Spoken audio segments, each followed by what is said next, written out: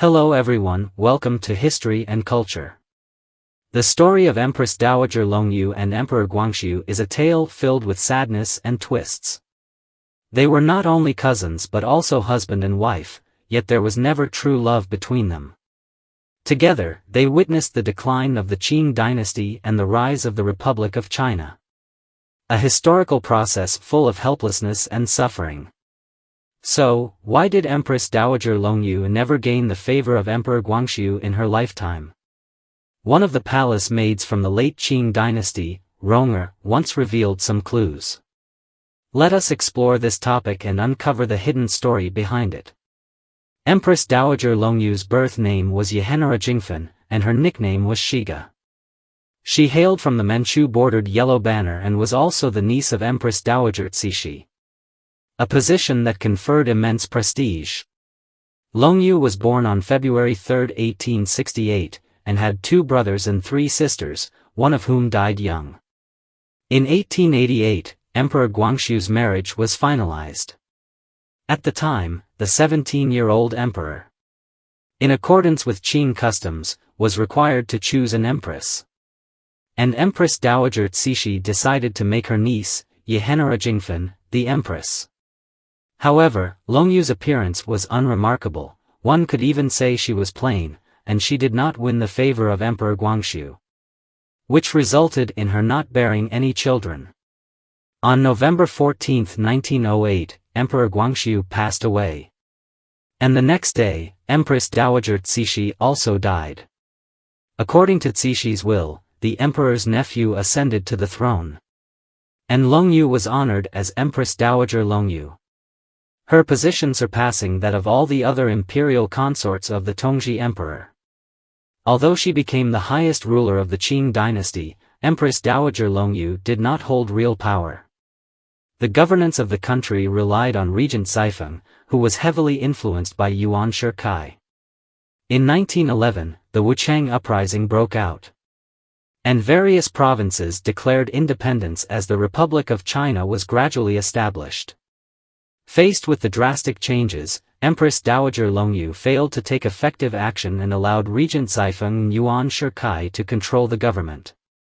Eventually, Yuan Shikai reached an agreement with Sun Yat-sen and others to end the imperial reign in exchange for the establishment of the Republic of China.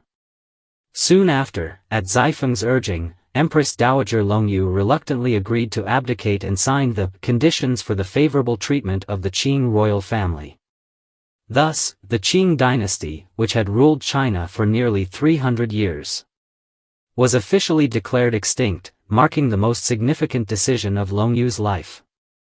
A year later, Empress Dowager Longyu passed away and was buried in the Chongling tomb at the Eastern Qing tombs.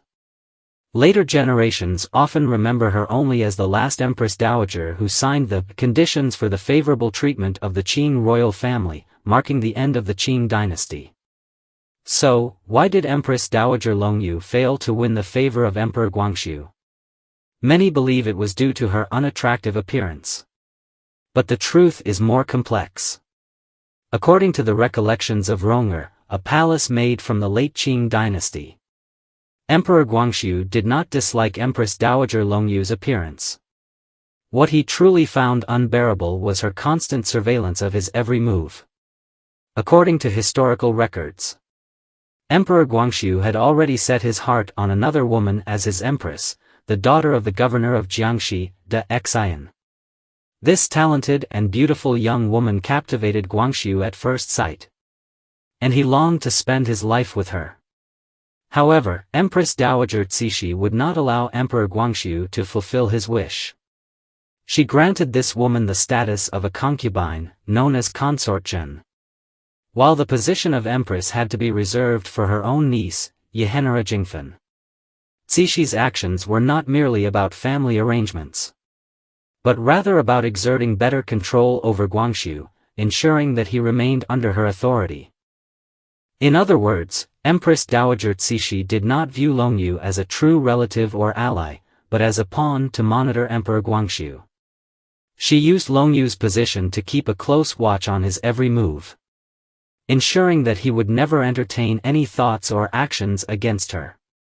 In fact, from the moment Emperor Guangxu ascended the throne, Empress Dowager Cixi took control, citing his youth and inexperience as the reason, and governed behind a curtain. She held the real power in the court, interfering in Guangxu's political decisions and tightly controlling his private life. Even the choice of empress and concubines was personally arranged by her. In Cixi's eyes, the most important role for Empress Dowager Longyu was to serve as an informer, reporting on Guangxu's actions and words to her at all times, so that she could take timely measures to suppress any rebellion or unrest from him. This kind of marriage, under such circumstances, would be difficult for anyone to accept. Of course, sometimes fate lies in one's own hands. Had Empress Dowager Longyu provided some support to Emperor Guangxu in this marriage, perhaps their relationship would have softened, and the outcome might have been different. Yehenera Jingfen was 3 years older than Guangxu and was, in fact, his cousin. Initially, Emperor Guangxu neither liked nor disliked her. But as the days passed with her constant surveillance and reporting, the distance between them grew, and they eventually became estranged. According to some historical records, in 1898, Emperor Guangxu launched the 100 Days Reform, hoping to rescue the Qing dynasty from its troubles through reform. However, Empress Dowager Cixi was extremely displeased with this and ultimately staged a coup to completely suppress the reform. As Empress Dowager Cixi's niece, Empress Dowager Longyu had the opportunity to act as a mediator between the two, easing the conflict. However, she chose to remain silent. During the crisis, Empress Dowager Cixi not only imprisoned Emperor Guangxu but also executed 6 reformist officials. Throughout this turmoil, Empress Dowager Longyu never took her husband's side. She neither spoke up for Guangxu nor took any action, she merely watched coldly from the sidelines. In the struggle for imperial power, sometimes, inaction itself becomes a stance. Longyu's attitude clearly indicates that she chose to comply with Empress Dowager Cixi rather than support her own husband. Furthermore, Emperor Guangxu's affections were always directed toward consort Chen, and his marriage to Longyu was far from happy. However, this does not mean that he was indifferent or unkind toward her. It was Longyu's attitude in this power struggle that ultimately led Emperor Guangxu to give up on her entirely, even developing feelings of disdain. However, despite Longyu's decision to comply with Cixi, she did not earn the Empress Dowager's favor. Her position in the palace was not high, she had neither prestige nor power. She was gentle by nature and dared not engage in palace intrigue, which not only caused Empress Dowager Cixi to pay little attention to her, but also led Emperor Guangxu to look down upon her. In 1900, when the Eight-Nation Alliance invaded Beijing, the Qing dynasty faced the prospect of extinction. Empress Dowager Cixi hastily fled Beijing with Emperor Guangxu, Longyu, and other members of the imperial household. During their flight, Empress Dowager Cixi ordered the execution of consort Chen.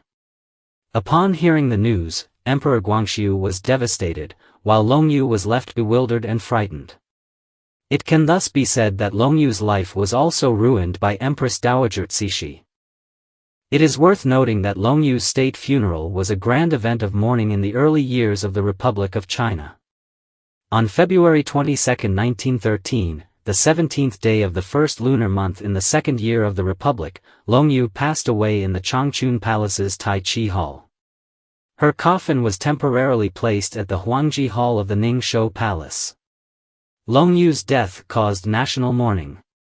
The then President of the Republic of China, Yuan Shikai, ordered that flags be flown at half-mast for 3 days, and that government officials wear mourning attire.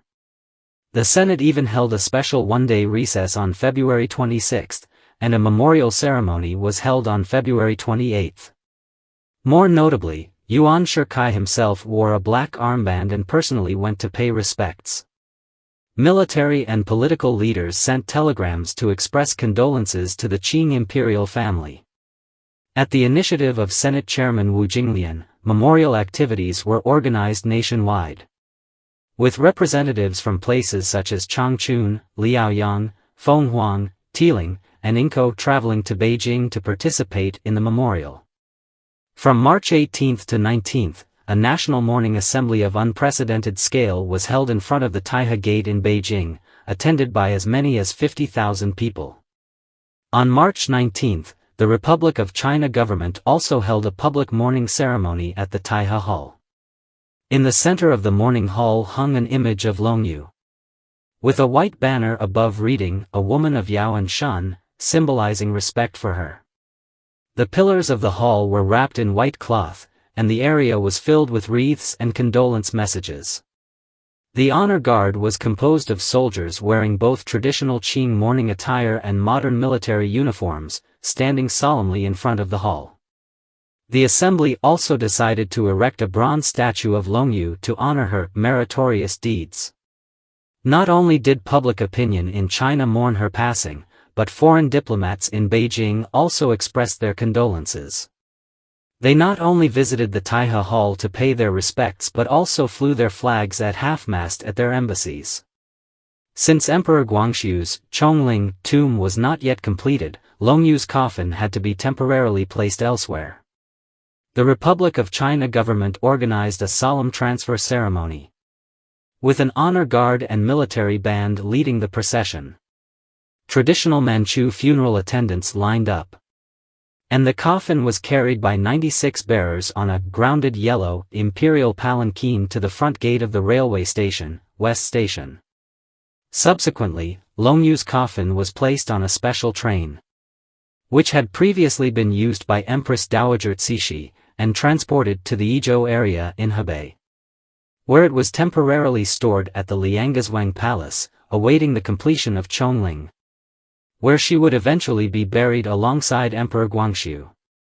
Longyu's state funeral became one of the most significant events in the early years of the Republic of China. Afterward, the government published a special stone-printed book titled National Mourning Record, which included Longyu's portrait, the imperial edict for the abdication of the Qing emperor, photographs of the Taihe Hall mourning ceremony, as well as condolence telegrams, eulogies, mourning lyrics, and lists of foreign diplomats who expressed their sympathy. These elaborate ceremonies reflected the special attitude the early Republic of China had toward the Qing royal family and also highlighted Longyu's symbolic role at a historical turning point. Although she never held real power, her action in announcing the abdication of the Qing emperor granted her a certain historical status, and she was ultimately accorded such a grand state funeral. This is the History and Culture channel. Liking and subscribing are the greatest help and support to us. Thank you everyone and see you in the next time.